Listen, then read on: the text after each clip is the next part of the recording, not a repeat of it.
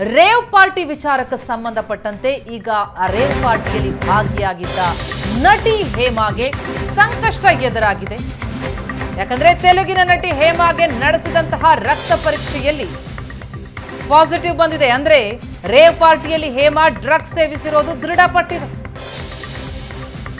ಒಟ್ಟು 103 ಜನರಲ್ಲಿ 86 ಮಂದಿ ಡ್ರಗ್ಸ್ ಸೇವಿಸಿರೋದು ದೃಢಪಟ್ಟಿದೆ.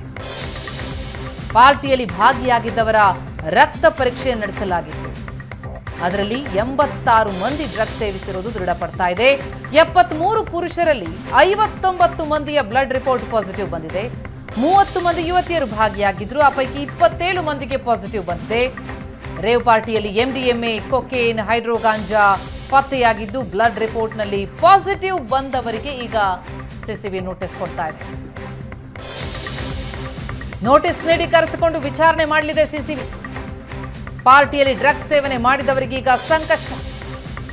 ಮೊದಲಿಗೆ ಆ ಪಾರ್ಟಿಯಲ್ಲಿ ಭಾಗಿನೇ ಆಗಿಲ್ಲ ಅಂತ ಸುಳ್ಳು ಹೇಳಿದ್ರು ತೆಲುಗು ನಟಿ ಹೇಮಾ.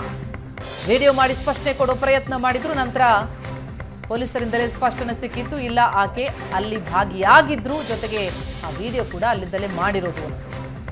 ಈಗ ಆಕೆಯ ರಕ್ತ ಪರೀಕ್ಷೆಯಲ್ಲೂ ಕೂಡ ದೃಢಪಡ್ತಾ ಇದೆ ನಟಿ ಹೇಮಾ ಡ್ರಗ್ಸ್ ಸೇವಿಸಿರೋದು ದೃಢಪಡ್ತಾ ಇದೆ. ಅವರೊಬ್ಬರೇ ಅಲ್ಲ, ಸುಮಾರು 86 ಮಂದಿ ಆ ಪಾರ್ಟಿಯಲ್ಲಿ ಭಾಗಿಯಾಗಿದ್ದಂತಹ 103 ಜನರ ಪೈಕಿ 86 ಮಂದಿ ಡ್ರಗ್ಸ್ ಸೇವಿಸಿರೋದು ದೃಢಪಡ್ತಾ ಇದೆ. ರಕ್ತ ಪರೀಕ್ಷೆಯಲ್ಲಿ ಪಾಸಿಟಿವ್ ಬಂದಿದೆ. ಬ್ಲಡ್ ರಿಪೋರ್ಟ್ನಲ್ಲಿ ಪಾಸಿಟಿವ್ ಬಂದಂಥವರಿಗೆ ಈಗ ಸಿಸಿಬಿಯಿಂದ ನೋಟಿಸ್ ನೀಡಿ ಕರೆಸಿಕೊಂಡು ವಿಚಾರಣೆ ಮಾಡಲಿದೆ ಸಿಸಿಬಿ. ಹೀಗಾಗಿ ಪಾರ್ಟಿಯಲ್ಲಿ ಡ್ರಗ್ಸ್ ಸೇವನೆ ಮಾಡಿದವರಿಗೆ ಈಗ ಸಂಕಷ್ಟ ಶುರುವಾಗ್ತಾ ಇದೆ. ಶನಿವಾರ ಎಲೆಕ್ಟ್ರಾನಿಕ್ ಸಿಟಿಯಲ್ಲಿ ಫಾರ್ಮ್ ಹೌಸ್ನಲ್ಲಿ ನಡೆದಂತಹ ರೇವ್ ಪಾರ್ಟಿ ಅದು. ಸನ್ಸೆಟ್ ಟು ಸನ್ರೈಸ್ ಎನ್ನುವ ಹೆಸರಿನಲ್ಲಿ ರೇವ್ ಪಾರ್ಟಿ ನಡೆಸಿದ್ರು. ಈಗ ಪಾರ್ಟಿಯಲ್ಲಿ ಭಾಗವಹಿಸಿ ಡ್ರಗ್ಸ್ ಸೇವನೆ ಮಾಡಿದ್ದಂಥವರಿಗೆ ಸಂಕಷ್ಟ. ವಾಸು ಎಂಬಾತನ ಬರ್ತ್ಡೇ ಅಂಗವಾಗಿ ಪಾರ್ಟಿ ಆಯೋಜನೆಯಾಗಿತ್ತು. ಪಾರ್ಟಿ ಆಯೋಜನೆ ಮಾಡಿದವರು, ಡ್ರಗ್ ಡೀಲರ್ಸ್ ಇವರೆಲ್ಲರನ್ನೂ ಕೂಡ ವಶಕ್ಕೆ ಪಡೆಯಲಾಗಿದೆ. ಈಗ ಪಾರ್ಟಿಯಲ್ಲಿ ಭಾಗಿಯಾಗಿದ್ವಿ ಅಂತ ತಪ್ಪಿಸ್ಕೊಳ್ಳೋ ಹಾಗಿಲ್ಲ, ಅಲ್ಲಿ ಡ್ರಗ್ಸ್ ಸೇವನೆ ಮಾಡಿದ್ದು ದೃಢಪಟ್ಟೇನಿದೆ 86 ಮಂದಿಯಲ್ಲಿ. ಅವರಿಗೀಗ ಸಂಕಷ್ಟ ಎದುರಾಗ್ತಾ ಇದೆ. ಅವರ ರಕ್ತ ಪರೀಕ್ಷೆಯನ್ನು ಮಾಡಲಾಗಿತ್ತು. ಆ ಪರೀಕ್ಷೆಯಲ್ಲಿ 86 ಮಂದಿ ಡ್ರಗ್ಸ್ ಸೇವಿಸಿರೋದು ದೃಢಪಡ್ತಾ ಇದೆ. MDMA, ಕೊಕೇನ್, ಹೈಡ್ರೋ ಗಾಂಜಾ ಪತ್ತೆಯಾಗಿತ್ತು ಆ ರೇವ್ ಪಾರ್ಟಿಯಲ್ಲಿ. ಈಗ ಅದನ್ನು ಸೇವನೆ ಮಾಡಿದ್ದಾರೆ ಎನ್ನುವಂತಹ ಆರೋಪ ದೃಢಪಡ್ತಾ ಇದೆ 86 ಮಂದಿಯಲ್ಲಿ. ಅವರಿಗೀಗ ಸಂಕಷ್ಟ ಕಾದಿದೆ. ಹಲವು ಉದ್ಯಮಿಗಳ ಮಕ್ಕಳು, ರಾಜಕಾರಣಿಗಳ ಮಕ್ಕಳು, ಸೆಲೆಬ್ರಿಟಿಗಳು ಭಾಗಿಯಾಗಿದ್ರು. ಡ್ರಗ್ಸ್ ಸೇವನೆ ಮಾಡಿದವರಿಗೆ ಈಗ ಸಂಕಷ್ಟ. ನಟಿ ಹೇಮಾ ಕೂಡ ಡ್ರಗ್ಸ್ ಸೇವಿಸಿರೋದು ದೃಢಪಡ್ತಾ ಇದೆ.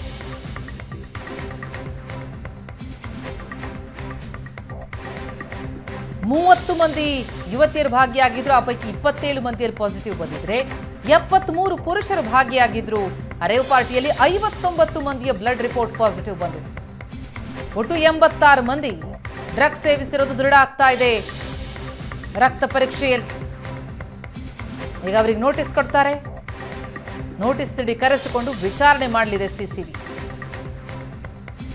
ಇದು ಮೊದಲ ಬಾರಿಯ ಯಾವಾಗಲೂ ಡ್ರಗ್ಸ್ ಸೇವನೆ ಮಾಡುವಂತಹ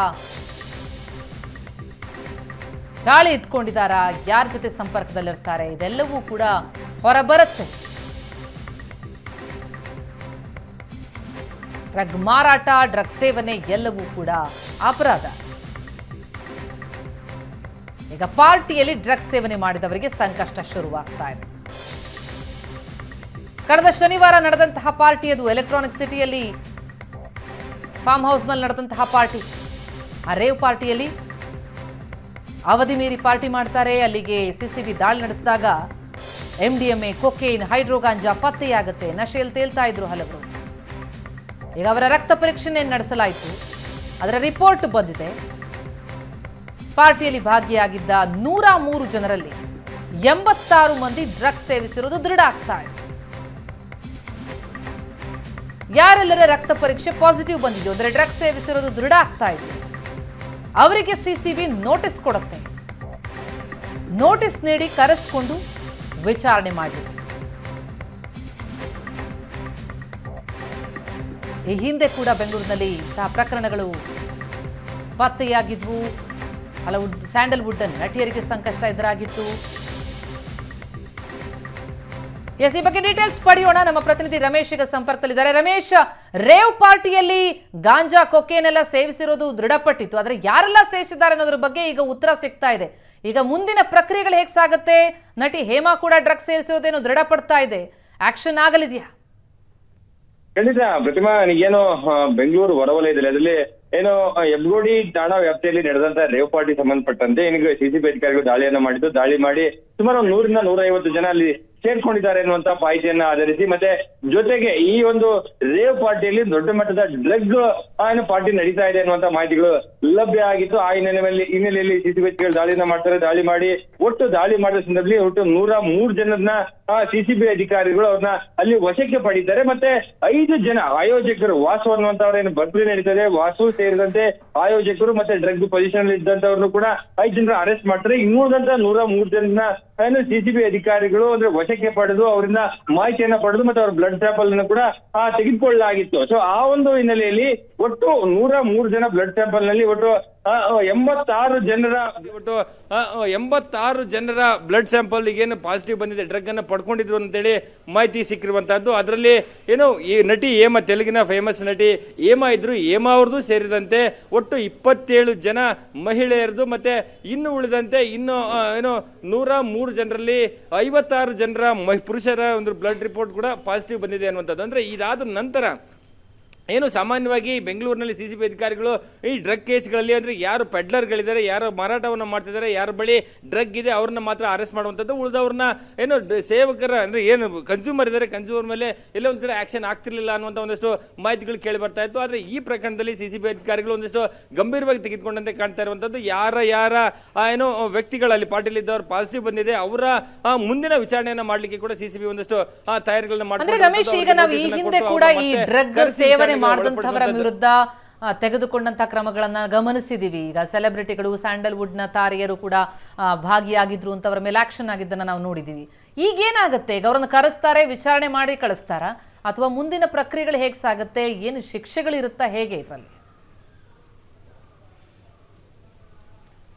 ಪ್ರತಿಮಾ, ಅಂದ್ರೆ ಡ್ರಗ್ ಸೇವನೆ ಕೂಡ ಅಪರಾಧವೇ, ಅದನ್ನ ದಂಡವನ್ನು ವಿಧಿಸುವಂತ ಕಾನೂನು ಇರುವಂತಹದ್ದು. ಜೊತೆಗೆ ಅವರಿಗೆ ಯಾವ ರೀತಿ ಡ್ರಗ್ ಸಿಕ್ತು ಅನ್ನುವಂತ ಒಂದು ಕನೆಕ್ಷನ್ ಅನ್ನ ಹಿಡಿಯುವಂತ ನಿಟ್ಟಿನಲ್ಲಿ ಪೊಲೀಸರು ಕೆಲಸವನ್ನ ಕೂಡ ಮಾಡ್ತಾರೆ. ಒಟ್ಟು 86 ಜನರ ಬ್ಲಡ್ ಸ್ಯಾಂಪಲ್ ನಲ್ಲಿ ಪಾಸಿಟಿವ್ ಬಂದಿದೆ, ಡ್ರಗ್ ಅನ್ನ ಪಡ್ಕೊಂಡಿದ್ದಾರೆ ಅನ್ನುವಂಥದ್ದು. ಸೊ ಈ ಮೂಲಕ ಎಲ್ಲ ಒಂದ್ ಕಡೆ ನಗರಕ್ಕೆ ಎಲ್ಲೆಲ್ಲಿಂದ ಡ್ರಗ್ ಬರ್ತಾ ಇದೆ, ಈ ಮಾಫಿಯಾದಲ್ಲಿ ಭಾಗಿಯಾದವರು ಯಾರು, ಈ ಇಡೀ ಸಂಬಂಧಪಟ್ಟಂತೆ ಒಂದಷ್ಟು ವಿಸ್ತೃತವಾದಂತಹ ತನಿಖೆಯನ್ನು ಮಾಡಲಿಕ್ಕೆ ನಾವು ಮುಂದಾಗ್ತೀವಿ ಅನ್ನುವಂಥ ಮಾಹಿತಿಯನ್ನ ಸಿಸಿಬಿ ಮೂಲಗಳು ಸ್ಪಷ್ಟಪಡಿಸ್ತಾ ಇರುವಂತದ್ದು.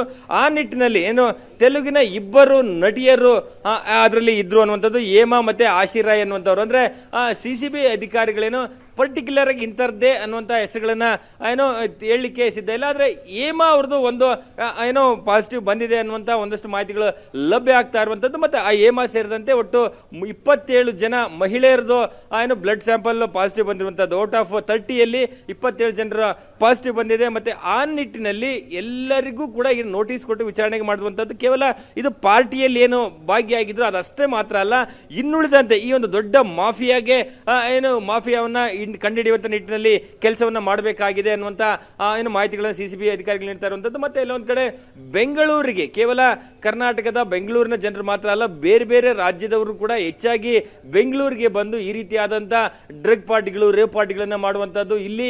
ಯಾಕಂದ್ರೆ ಎಲ್ಲೊಂದ್ ಕಡೆ ಈಸಿಯಾಗಿ ಡ್ರಗ್ ಸಿಗ್ತಾ ಇದೆಯಾ ಅನ್ನುವಂತ ಒಂದಷ್ಟು ಅನುಮಾನಗಳು ವ್ಯಕ್ತ ಆಗ್ತಾ ಇರುವಂತದ್ದು. ಹಾಗಾಗಿ ಆ ನಿಟ್ಟಿನಲ್ಲಿ ತಾವು ಹೆಚ್ಚಿನ ಕ್ರಮವನ್ನು ಕೈಗೊಳ್ತೇವೆ ಅನ್ನುವಂತ ಮಾಹಿತಿಯನ್ನು ಸಿಸಿಬಿ ಅಧಿಕಾರಿಗಳು ಹೇಳ್ತಾ ಇರುವಂತದ್ದು. ಹಾಗಾಗಿ ಈ ಕನ್ಸ್ಯೂಮ್ ಮಾಡಿದಂತವ್ರಿಗೂ ಕೂಡ ಮುಂದಿನ ಹಂತದಲ್ಲಿ ಕಾನೂನಾತ್ಮಕವಾಗಿ ಏನೆಲ್ಲ ಅವರ ವಿರುದ್ಧ ಕ್ರಮವನ್ನು ತೆಗೆದುಕೊಳ್ಬೇಕು ಆ ಎಲ್ಲ ಕ್ರಮವನ್ನು ನಾವು ತೆಗೆದುಕೊಳ್ತೇವೆ ಅನ್ನುವಂತ ಒಂದಷ್ಟು ಭರವಸೆಯನ್ನ ಸಿಸಿಬಿ ಅಧಿಕಾರಿಗಳು ನೀಡ್ತಾ ಇರುವಂತಹದ್ದು.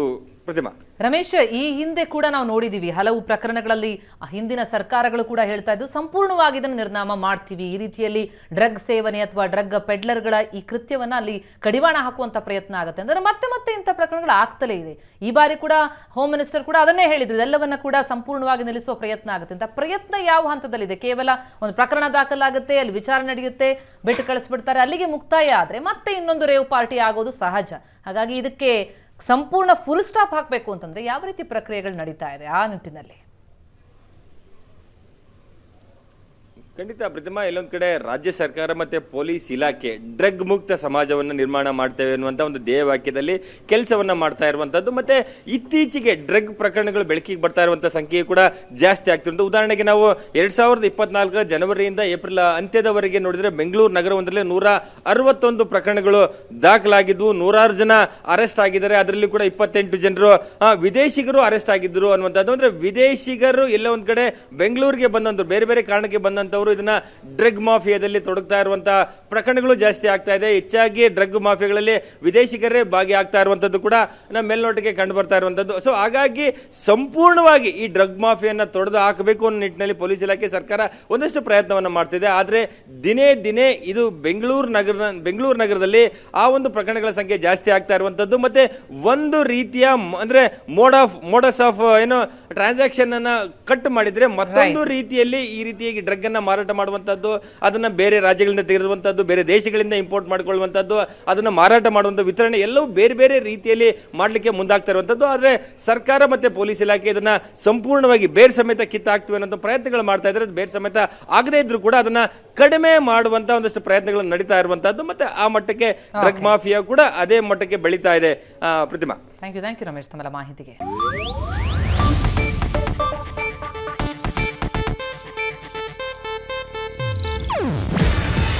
ಇದು ಏಷ್ಯಾನೆಟ್ ನ್ಯೂಸ್ ನೆಟ್ವರ್ಕ್ ಪ್ರಸ್ತುತಿ. ನೀವು ನೋಡ್ತಿದ್ದೀರಾ ಏಷ್ಯಾನೆಟ್ ಸುವರ್ಣ ನ್ಯೂಸ್.